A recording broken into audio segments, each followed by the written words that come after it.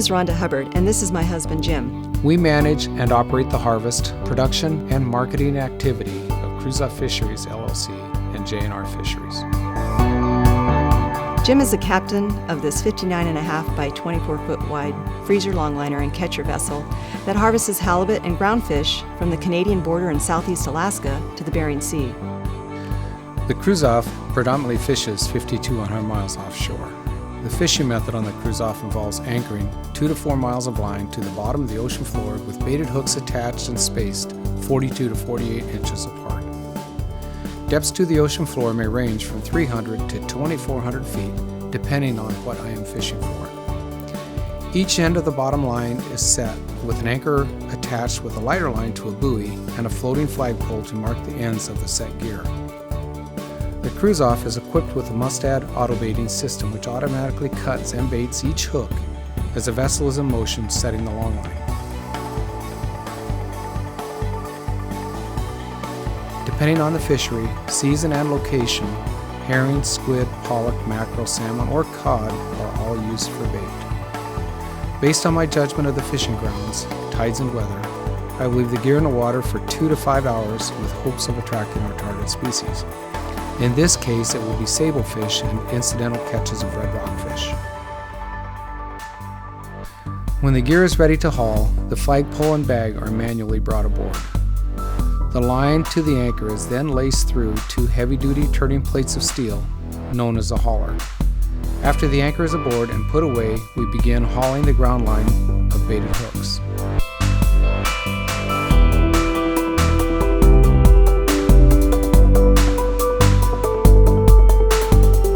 We keep the fish we want and release the species we don't want back to the ocean alive. The harvested species are put through a live bleeding process.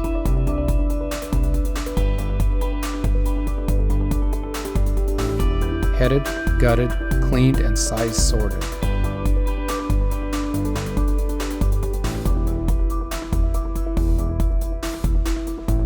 After hauling the set aboard, which normally takes 2 to 4 hours, depending on length and no hang-ups, it's time to pan up the fish per size and species, and then load them in the freezer. The freezer plates contact with the panned fish and are left to flash freeze for at least 4 hours to a core temperature of minus 20 degrees Fahrenheit. After the freezing phase, the product is removed from its pans, glazed and placed in a polyfiber bag, and stowed below deck in a holding freezer. The catching, process, and freezing aspects of the operation will repeat itself daily or until the allotment of fish we are allowed to catch in that regulatory area is harvested.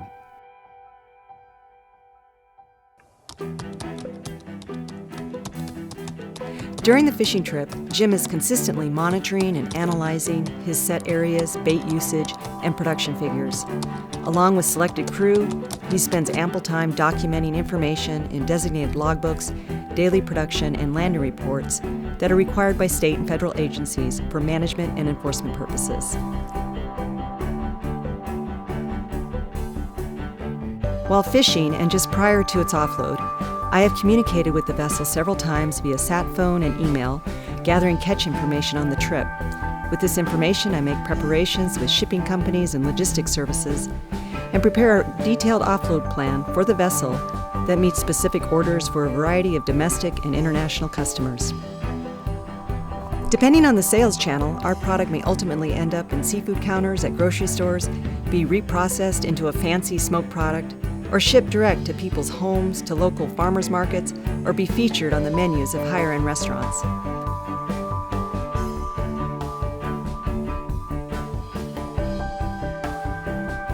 We hope you enjoyed our fishing trip and the journey of our catch.